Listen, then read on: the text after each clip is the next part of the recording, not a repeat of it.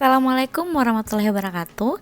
Kali ini saya akan membahas video infografis terkait kolaboratif. Tapi sebelumnya perkenalkan, nama saya Putri Ayu Wulandari SAK MACC. Saya merupakan peserta Latsar CPNS 2022 kelompok 2 gelombang 3 angkatan 10 unit kerja Universitas Sulawesi Barat. Kolaboratif sendiri diartikan sebagai suatu bentuk interaksi, diskusi, kompromi, kerjasama yang berhubungan dengan individu, kelompok, atau beberapa pihak lainnya, baik yang terlibat secara langsung maupun secara tidak langsung. Sedangkan kolaborasi pemerintahan menurut Irawan ialah sebagai suatu proses yang melibatkan norma bersama dan interaksi saling menguntungkan antar aktor governance. Adapun tahapan dalam melakukan asesmen terhadap tata kelola kolaborasi dilakukan dengan yang pertama, mengidentifikasi permasalahan dan peluang. Yang kedua, merencanakan aksi kolaborasi. Dan yang terakhir, mendiskusikan strategi untuk mempengaruhi. Dan tentunya perlu diingat bahwa terdapat beberapa faktor yang mempengaruhi keberhasilan dalam kolaborasi antar lembaga pemerintahan. Yang pertama, adanya kepercayaan. Kemudian, yang kedua, adanya pembagian kekuasaan. Yang ketiga adalah gaya kepemimpinan. Yang keempat, adanya strategi manajemen. Dan yang terakhir, yang kelima, formalitas pada pencapaian kolaborasi yang efisien antara entitas publik.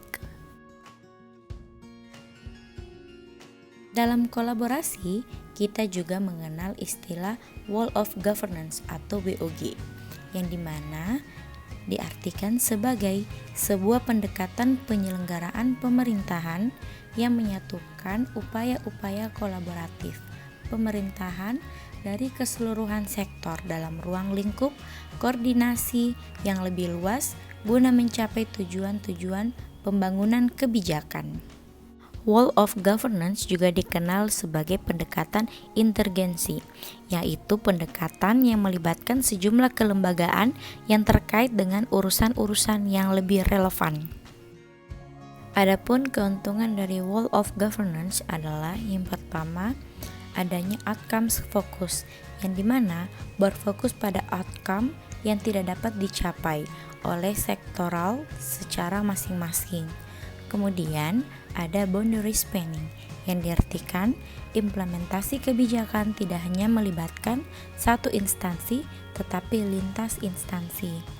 Kemudian ada enabling, yang dimana Wall of Governance membuat pemerintah lebih mampu menangani tantangan kebijakan yang kompleks. Dan yang terakhir, strengthening prevention, yang dimana Wall of Governance mendorong pencegahan terhadap masalah yang mungkin berkembang lebih jauh.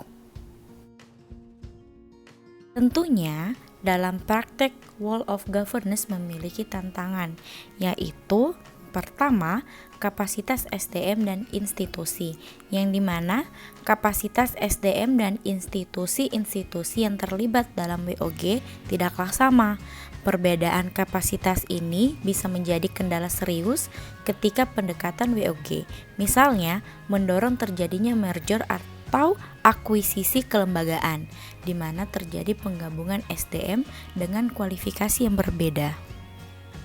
Yang kedua, nilai dan budaya organisasi.